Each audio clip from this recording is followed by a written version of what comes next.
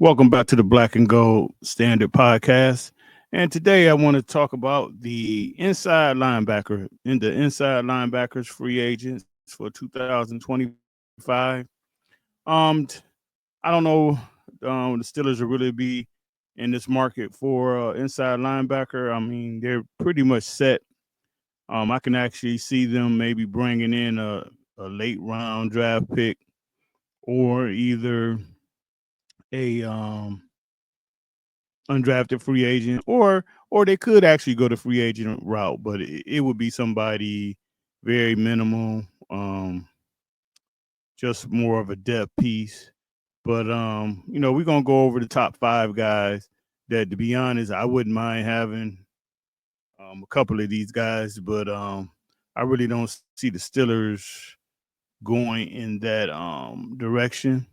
So just a reminder of what we got going on. And right now, we're um we're doing the inside linebackers, and then tomorrow we'll have the cornerbacks and safeties, and that would actually be the conclusion of our top five free agents by position. So I think this was a pretty good series, and I hope you was able to get something out of it. But like I say, that's pretty much what we got going on right now for the week. And we will have some stuff, some more mock drafts coming up, and we'll get more back in, talking about free agency. You have the combine that is right around the corner, so that'll be some things to talk about. But for right now, let's get into this list and see what's kind of out there as far as with the Steelers right now, what they may do. Let's see here. Okay, here we go. Here we go. So, Drew Greenlaw. If people can remember in the Super Bowl last year, very unfortunate injury. He was actually warming up to go back out on the field and popped his Achilles. Tried to come back last year, really didn't work out for him, and I kind of think they shut him down. So I'm thinking he's probably the number one guy. As you can see, I wouldn't mind having, and I kind of got it on both of these guys. I wouldn't mind seeing him. If the Steelers could make a move for him, but I think right now he's going to be on a probably had to sign a 1 year deal, prove it deal, and I believe he's probably going to stay in San Francisco and try to work that out. But he would definitely be a big time player, but he would be very pricey, and which might not fit what the Steelers are trying to do right now.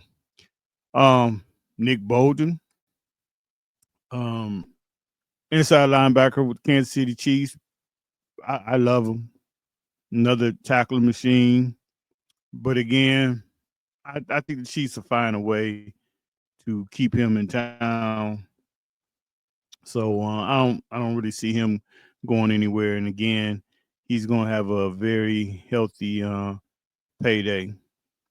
Bobby Wagner, great player, probably borderline Hall of Famer, if you ask me. Um, right now, at this point in his career, he probably don't want to move around again, and he's pretty comfortable in Washington. So I think as long as they can work something out, he would stay there. So I really don't see him moving again. If the Steelers could work out a deal with him and get him on the cheap, and just to know that you could bring him in as a quasi tutor of Peyton Wilson and even Patrick Queen. I would love that, but again, I think at this point in his career, he probably don't, like I say, he don't want to do all that moving around, and I don't see him going anywhere. Ernest Jones, I'm really not sold on him, but again, I think Seattle probably is going to keep him. There's some questions about him. I don't know, but like I say, the Steelers are really not going to be in the market. And then you have Zach Barn, and I mean, you watched the Super Bowl, had a great interception in the Super Bowl, and I'm thinking the Eagles are probably going to find a way to keep Bond there. So he's not going anywhere either. So again, like I say, in this inside linebacker top free agents, I really don't see the Steelers signing any of these guys, or really even in the market for any of these guys. Again, I think with Patrick Queen, you have Peyton Wilson. You got Roberts. I think even though Roberts is a free agent, I think the Steelers probably going to bring him back, on a 1 year deal.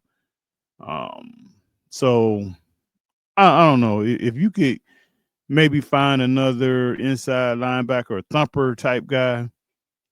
I could see that. The Steelers may do that, but like I say, I could see them more.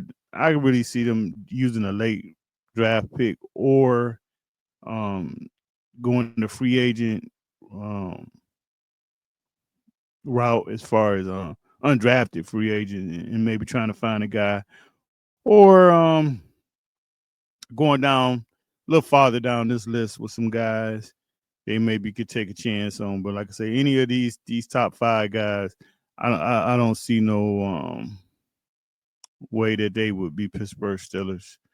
Um, so really, to be honest, from the linebacker position, the Steelers are pretty set. I mean, they got a couple of holes as far as depth that they need to fill. But as far as starters or really bringing in guys that need to play a whole bunch, the Steelers are set right now, and that I give them credit because for the last few years that's been a major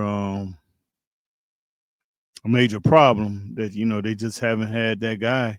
So they went out and got Queen, and it seemed like Peyton Wilson is going to turn out to be a good draft pick. So right now I think the Steelers are really looking good with their linebackers, and like I say, that's pretty cool because they've been hurting, especially in that inside for a minute.